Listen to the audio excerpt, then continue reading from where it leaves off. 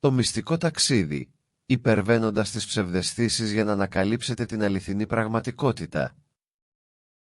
Το ταξίδι της ψυχής είναι μια αρχαία αφήγηση που ξεπερνά τους πολιτισμούς, τις θρησκείες και τις εποχές. Μιλάει για την παγκόσμια ανθρώπινη αναζήτηση για νόημα, αλήθεια και απόλυτη πραγματικότητα. Όταν ερχόμαστε στον κόσμο των σκιών, στη χώρα των ονείρων, ξεκινάμε ένα βαθύ εσωτερικό ταξίδι, που μας απαιτεί να αμφισβητήσουμε βαθιά την ύπαρξή μας, την ουσία μας και την πορεία μας. Αυτό το ταξίδι δεν είναι απλώς μια σωματική ή πνευματική αναζήτηση. Είναι μια πνευματική οδύσσια που απαιτεί από εμάς να αναζητήσουμε το αόρατο μονοπάτι, προς την πραγματικότητα, με ακλόνητη αποφασιστικότητα. Κατανοώντας τη χώρα των σκιών. Ο κόσμος των σκιών είναι ένα μεταφορικό βασίλειο που αντιπροσωπεύει την απατηλή φύση των καθημερινών μας εμπειριών. Σε αυτή τη γη, είμαστε περιτριγυρισμένοι από παροδικά φαινόμενα, φευγαλαίες στιγμές, επιθυμίες, προσκολήσεις και περισπασμούς, που συγκαλύπτουν την αληθινή φύση της πραγματικότητας.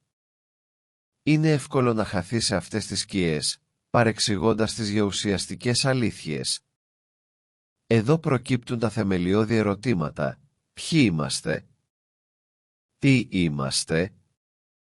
Ποια είναι η φύση αυτού του τόπου? Πού πάμε? Πώς πρέπει να προχωρήσουμε? Για να πλοηγηθούμε σε αυτό το βασίλειο, πρέπει να καλλιεργήσουμε μια βαθιά αίσθηση αυτογνωσίας και ενδοσκόπησης.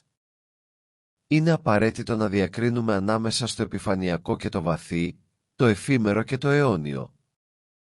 Αυτό απαιτεί μια σταθερή δέσμευση στην αλήθεια, μια αφοσίωση στο ξεφλούδισμα των στρωμάτων της ψευδαίσθησης που συσκοτίζουν το όραμά μας. Το κριτήριο της αλήθειας. Σε αυτό το ταξίδι, η πιο αξιόπιστη πυξίδα είναι το δικό μας κριτήριο αλήθειας. Η αληθινή κατανόηση είναι αυτή που μας ανυψώνει, μας ανεβάζει προς τον ουρανό και μας ελευθερώνει.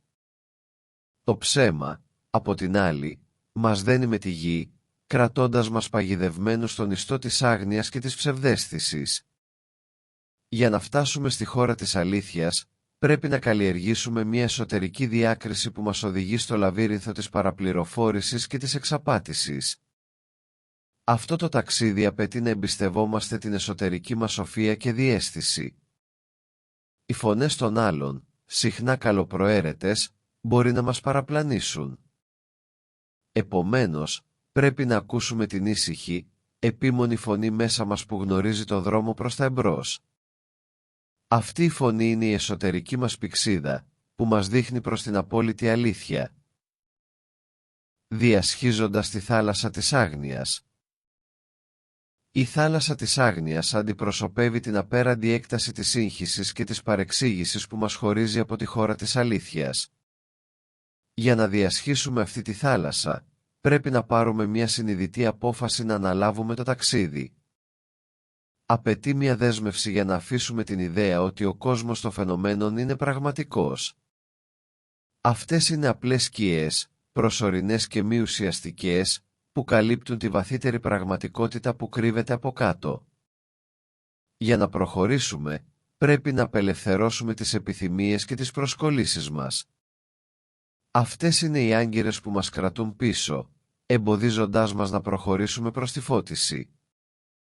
Αποστασιοποίηση δεν σημαίνει απάθεια ή αδιαφορία.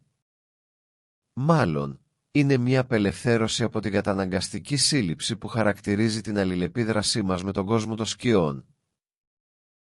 Ατενίζοντας το άπειρο. Καθώς ταξιδεύουμε παραπέρα, πρέπει να μάθουμε να κοιτάμε το άπειρο με αυτοπεποίθηση. Αυτό σημαίνει να καλλιεργήσετε μια ατρόμητη στάση απέναντι στο άγνωστο, να εμπιστεύεστε ότι η τελική πραγματικότητα είναι καλοπροαίρετη και αξίζει να προσπαθήσουμε.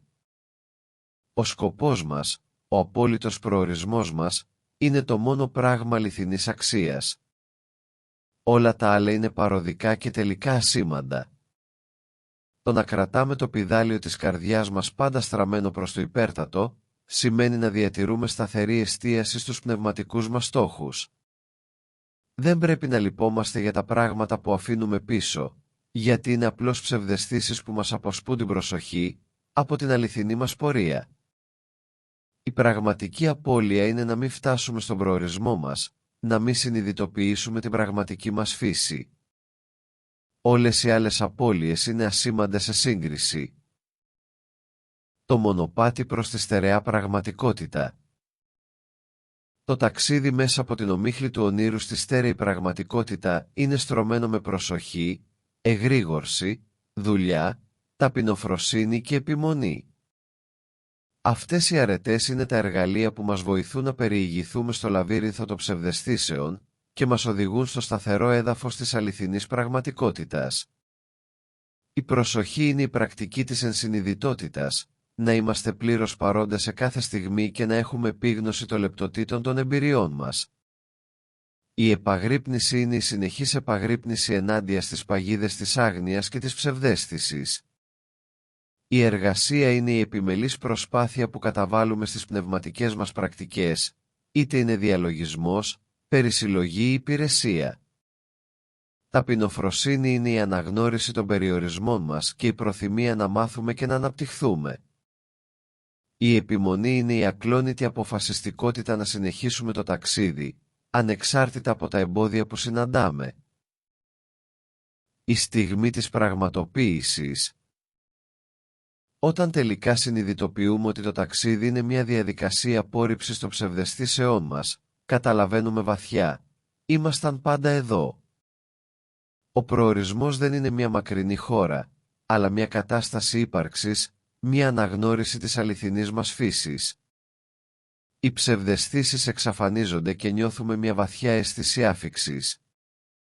Αυτή η συνειδητοποίηση φέρνει μαζί της μια βαθιά αίσθηση γαλήνης και πληρότητας.